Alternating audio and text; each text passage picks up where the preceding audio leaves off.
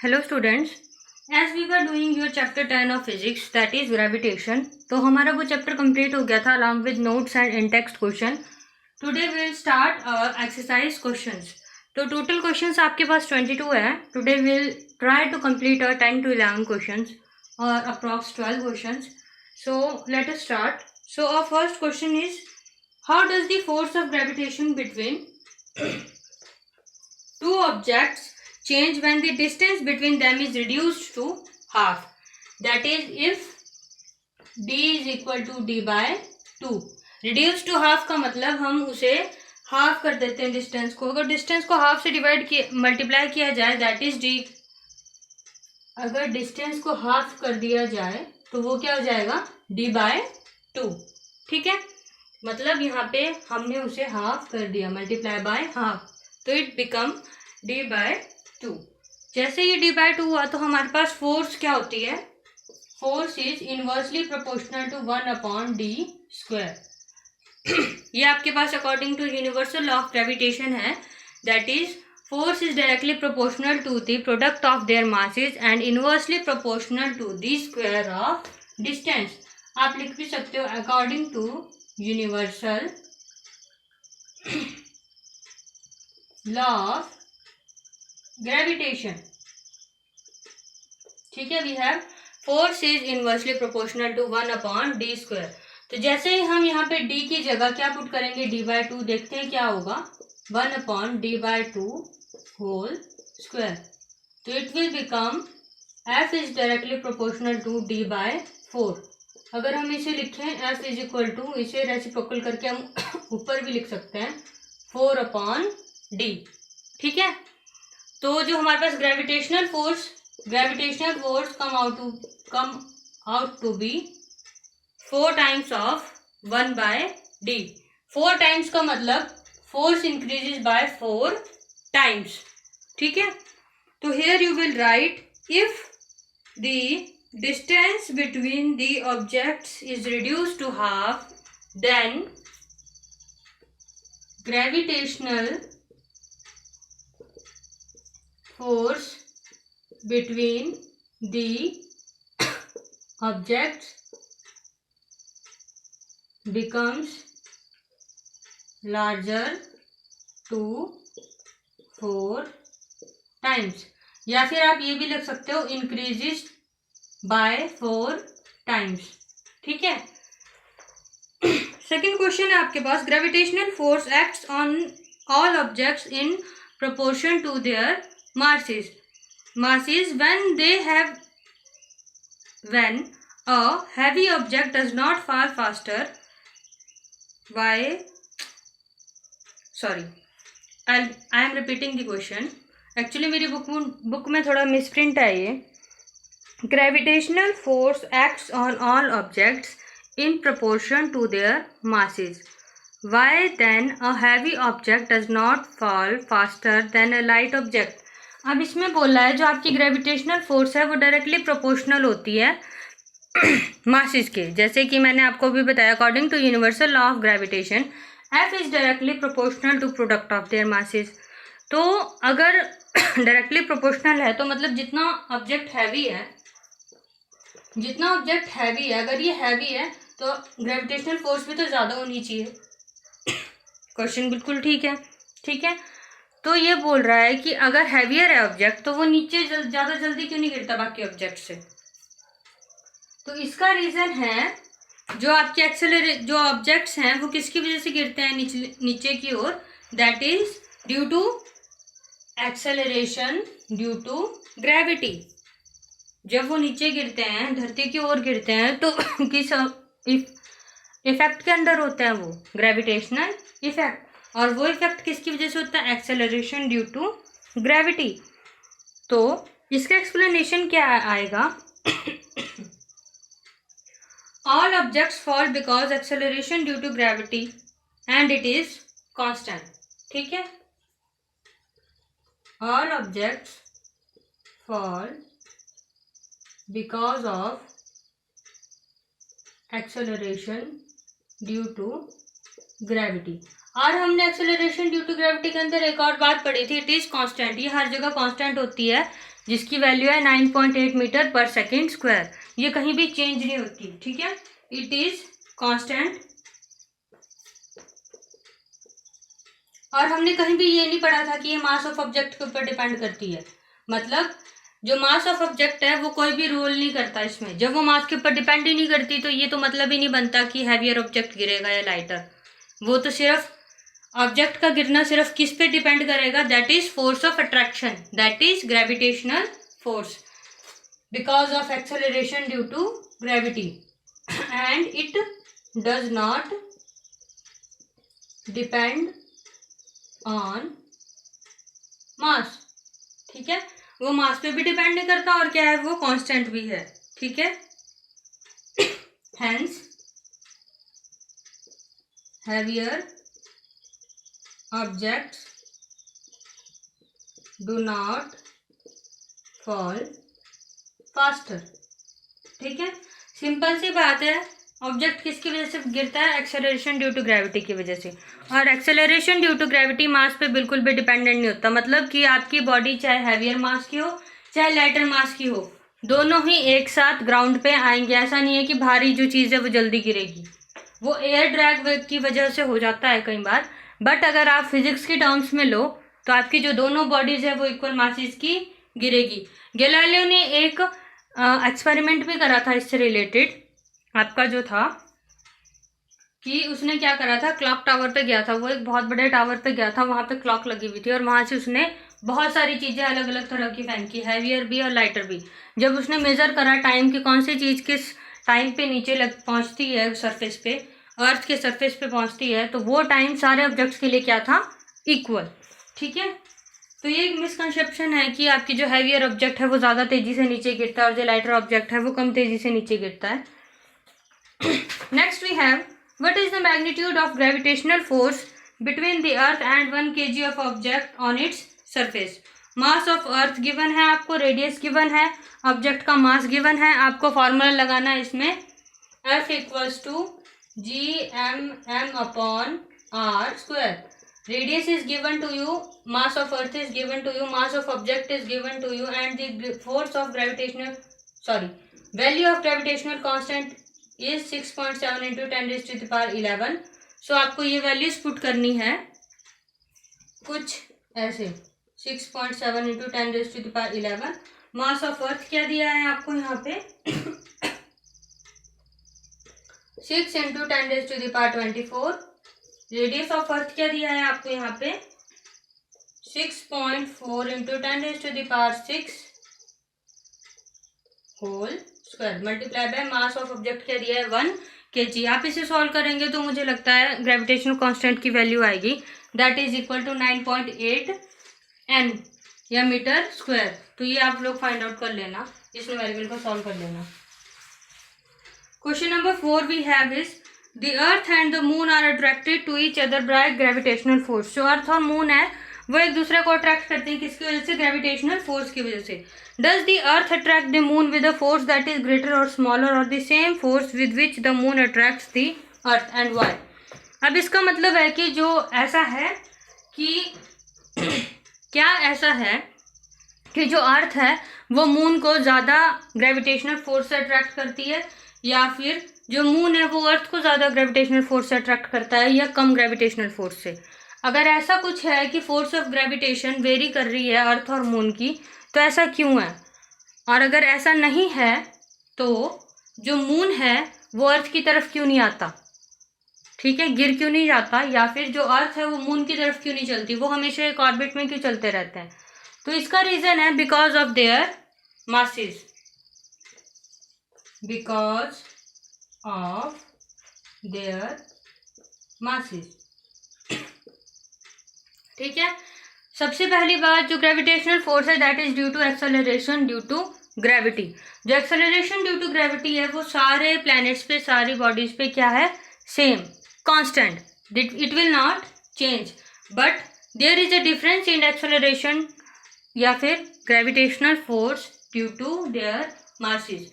तो मतलब earth will have more gravitational force and moon will have less gravitational force.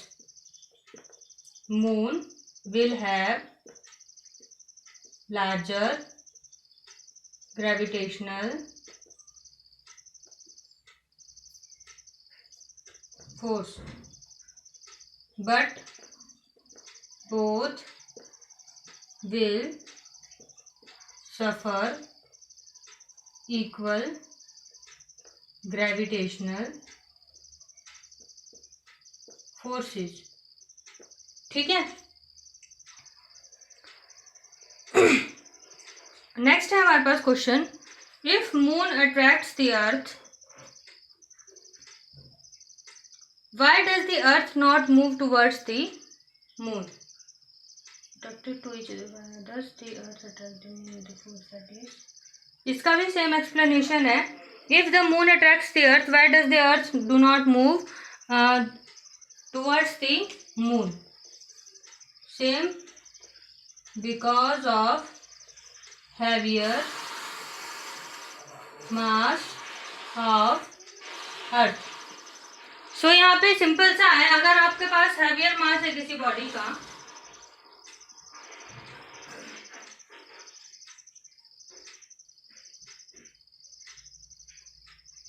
Heavier मास है किसी body का, तो उसमें जो आपके पास फोर्स ऑफ ग्रेविटेशन है वो भी क्या होगा, लार्जर. जैसा कि मैंने अभी आपको बताया, अर्थ will have larger gravitational force, तो वो क्या है, अपने स्मॉलर ऑब्जेक्ट्स को अपनी तरफ अट्रैक्ट करेगी. वैसे ही मून है आपके पास, जो मून है उसकी ग्रेविटेशनल फोर्स क्या है, come. It will attract the moon as moon has lower mass, therefore इसके बाद क्या लिखोगे आप लोग, therefore the force of attraction या फिर gravitational force of moon is lesser than the earth, thus the earth will not be attracted by moon. ठीक है. वैसे हल्की फोर्स ऑफ अट्रैक्शन है, बट इतनी नहीं कि वो गिर जाए उस पर या फिर उसकी तरफ चलने लग जाए. In question number 6, what happens to the force between two objects if the mass of one object is doubled? ठीक है. इसके लिए आपको सिंपल क्या लिखना है, ये वाला फॉर्मूला, डी स्क्वायर. तो अब यहाँ पे हमारे पास जो यूनिवर्सल लॉ ऑफ ग्रेविटेशन के अकॉर्डिंग रिलेशन बनता है, तो उसमें फोर्स और मासेस के बीच में क्या रिलेशन है, force is directly proportional to the product of masses. तो if mass of object is doubled, अगर जो मास ऑफ ऑब्जेक्ट है वो डबल कर दें, मतलब कि 2 टाइम्स ऑफ m, तो हमारे पास फोर्स भी क्या आ जाएगी, क्या हो जाएगी, 2 टाइम्स लार्जर. तो फोर्स विल बी